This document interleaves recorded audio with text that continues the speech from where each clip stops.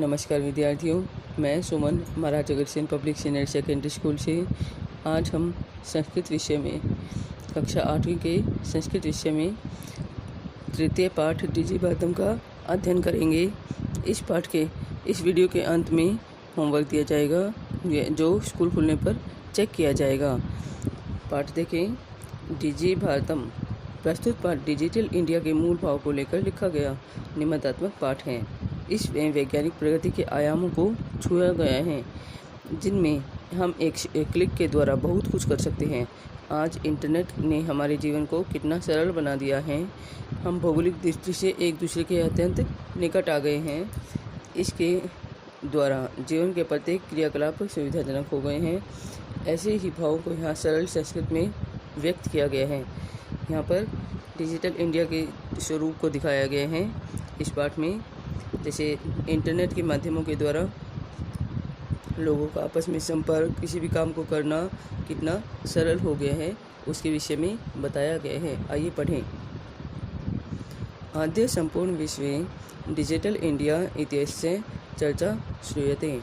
आज सारे विश्व में डिजिटल इंडिया की चर्चा सुनी जा रही है। अस्य पदस्य कै भाव इति मनसि जिज्ञासा उत्पद्यते। इस शब्द का क्या भाव है, क्या अर्थ है, यह मन में जिज्ञासा उत्पन्न होती है। काल परिवर्तनेन सह मानवस्य आवश्यकता अपि परिवर्तते। समय के परिवर्तन के साथ मानव की आवश्यकताओं में भी बदलाव आया है। प्राचीन काले ज्ञानस्य आदान प्रदानम मौखिकम आसीत्। प्राचीन काल में ज्ञान का आदान प्रदान मौखिक था। विद्या च श्रुति परंपरा गृह्यते स्म। विद्या वैदिक परंपरा से या श्रुति परंपरा से ग्रहण की जाती थी। अनंतरम बाद में तालपत्रोपरि भोजपत्रोपरि च लेखन कार्यम आरब्धम।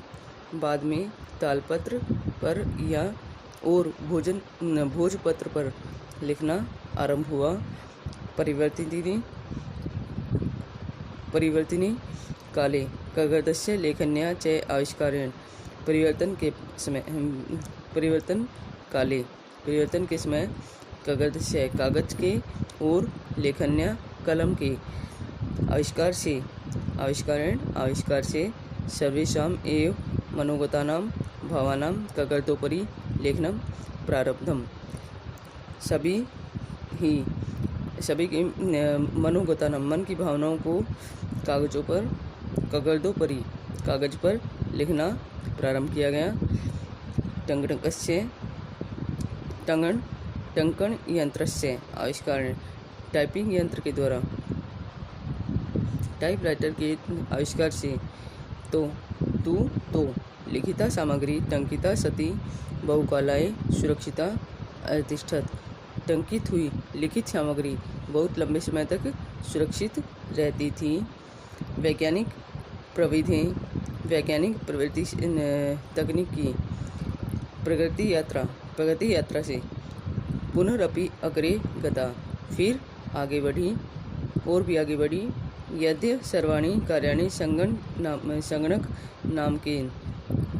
आज सभी कार्य संगणक नामकेन कंप्यूटर नामक यंत्र के द्वारा साधित होते हैं या किए जाते हैं, सिद्ध होते हैं। समाचार पत्र, पुस्तकानि च और पुस्तकें कंप्यूटर माध्यमेन पठ्यन्ते। कंप्यूटर के माध्यम से पढ़ी जाती हैं और लिखी जाती है। लिखन्ते च और लिखी जाती हैं। कागदो उद्योगे वृक्षाणाम उपयोगेन वृक्षा कर्तन्ते। कागज के उद्योग में वृक्षों के उपयोग से वृक्षों की कटाई होती थी। परंतु संगणकस्य अधिकाधिक प्रयोगेन। कंप्यूटर के अधिकाधिक प्रयोग से वृक्षाणाम कर्तने वृक्षों के काटने में न्यूनता भविष्यति इति विश्वास है। न्यूनता आएगी क्या है, परंतु कंप्यूटर के बहुत अधिक प्रयोग से वृक्षों के काटने में कमी आएगी, ऐसा विश्वास है। अनेन पर्यावरण सुरक्षाया दिशि महान उपकारो भविष्यति।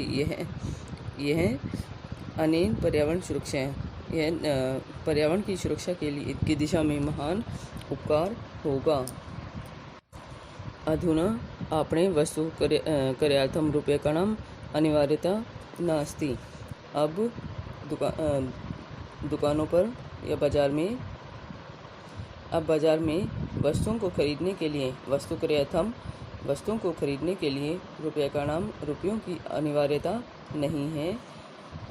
डेबिट कार्ड, क्रेडिट कार्ड इत्यादि सर्वत्र रूप्यकाणां स्थानं गृहीतवन्तौ।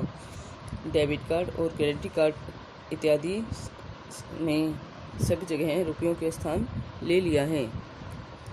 वित्त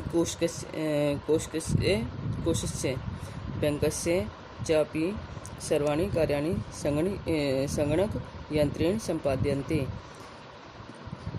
वित्त कोशस्य बैंकस्य अर्थात बैंकों में भी सभी कार्य कंप्यूटर नामक यंत्र से ही संपन्न होते हैं। बहुविधा अनुप्रयोग मुद्राहीनाय विनिमयाय सहायका सन्ति। विभिन्न प्रकार के अनुप्रयोग मुद्राहीन विनिमय के लिए सहायक हैं। कुत्रापि यात्रा करणीया भवेत् रेलयान यात्रापत्रस्य वायुयान यात्रापत्रस्य अनिवार्यता अद्य न अस्ति।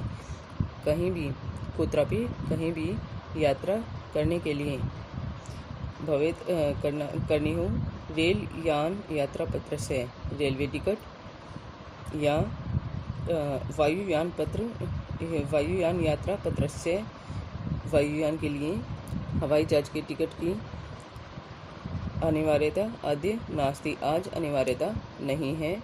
सर्वाणि पत्राणि अस्माकं चल दूरभाषयंत्रे ईमेल इति स्थाने सुरक्षितानि भवन्ति। सारे पत्र हमारे मोबाइल फ़ोन के ईमेल स्थान पर सुरक्षित रहते हैं। यानी संदृश्य वयं सौकर्येण यात्रा आनंदम गृहणीम,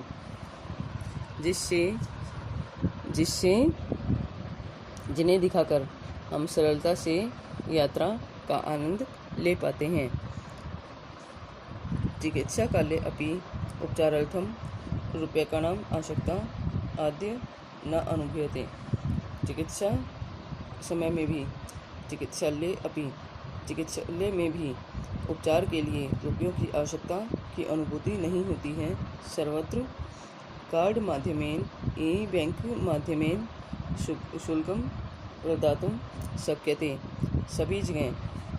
सर्वत्र सभी जगह कार्ड के माध्यम से या ई बैंक के माध्यम से शुल्क प्रदान किए जा सकते हैं या फीस दी जा सकती है।